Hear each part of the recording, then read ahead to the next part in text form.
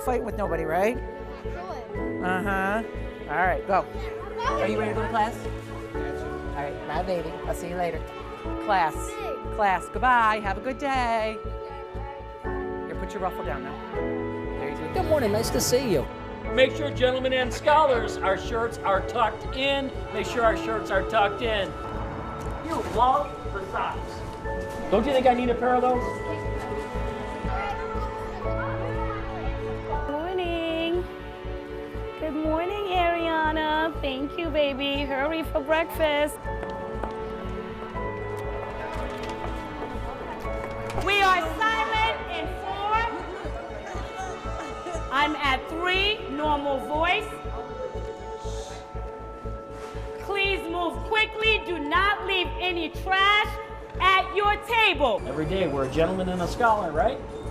Thank you, sir. Have a good day. Thank you. Thank you. Look in front of you. Look in front of you. Look in front of you. Scholars, hands to their sides, eyes forward. They're silent. Excellent. Look at this. This is so awesome. Excellent job. Thank you. Excellent job, scholars. I am so proud of you. Last year at this time, you would see students walking up and down the hallway. This year, you see scholars in line, silent, and moving forward. That is so important. Hi, honey. How are you? Did you just get here? Yeah? Why are we late? You just got here too. Hi, honey. Why are you late? Mr. K misses you. I didn't get the handshake in the morning. Promise you'll be here on time tomorrow? All right. People who worked here come this year, that's one of the first thing they say. They stand literally in the middle and said, I can't hear anything. Kids who used to be running through. It's part of setting the tone day one. Kids do what you allow them to do.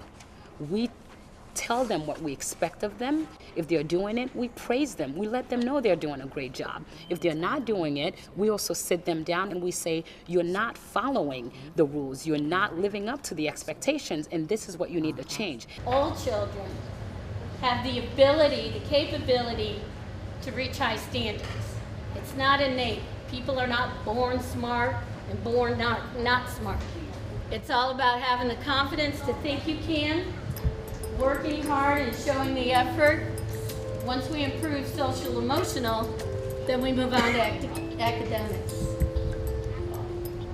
And the way we are going to do that is all about data. We're going to monitor their progress, we're going to do assessments, keep on top of it, know what they learn, know what they can show, and then we're going to reteach where they're weak, and we're going to continue that until they master it. We will be using shapes for the next set of questions. Sort the shapes. Put the shapes into groups any way you like. Here are some more shapes. Point to a square. Point to a triangle. I am about to find out what our benchmark scores are from December. So it's going to really give us an idea of where the students are for the actual OAA, which will be administered in April. 2633. ELA, third grade, on the 13th, 9% of the students were proficient. 9% out of 38 students that were tested. This time around, 36 students were tested and 40% of them are proficient. So that's huge, 9 to 40%. I don't have to do the math for you to know that. Third grade math, the jump wasn't as high. We went from 25% of the students being proficient to 37%. In seventh grade math, none of our students were proficient. So this is, I definitely expected more.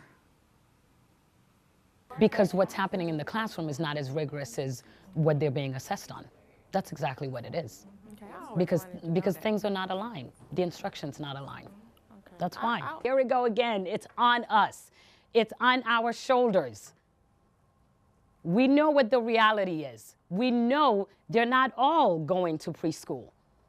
And the ones that are in preschool, Ms. Prunty can go on and on and on about the disparities in her classroom. There are 2 students that I can distinctively think of who knows the alphabet like this and more. And then you have all of the other ones who are still struggling. And that can be said for every grade in this building.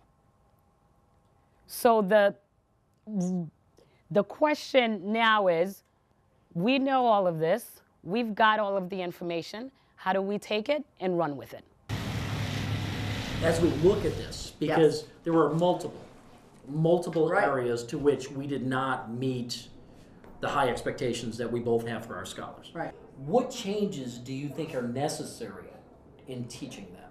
The reason why they didn't do well is they were not using the vocabulary that I know they're looking for on the OAA. Right, exactly. So I gave them a sheet and I said, we're going to go over 1 shape at a time per table. Okay. And when we talk, I want to hear, what are the words we need for 3D? Oh, Ms. Merck, we need faces, edges, vertices. Exactly. And that's where I'm going to end my remarks, because that's where we are. That's the work that stands before us. We need to take our best ideas, our strongest intuitions, and we need to test them.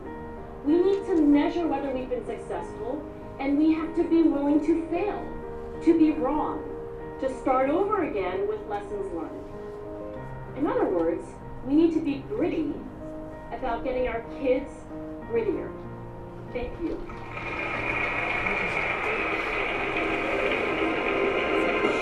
You got a 360, which is not passing, but that's okay. We had just come back from vacation. And when you took it 3 months later, you got a 389. So let's do the math. You did not pass the math, but watch. 9 minus 0 is?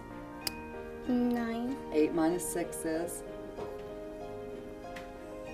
2. So you grew 29 points. That's awesome. You did a great job.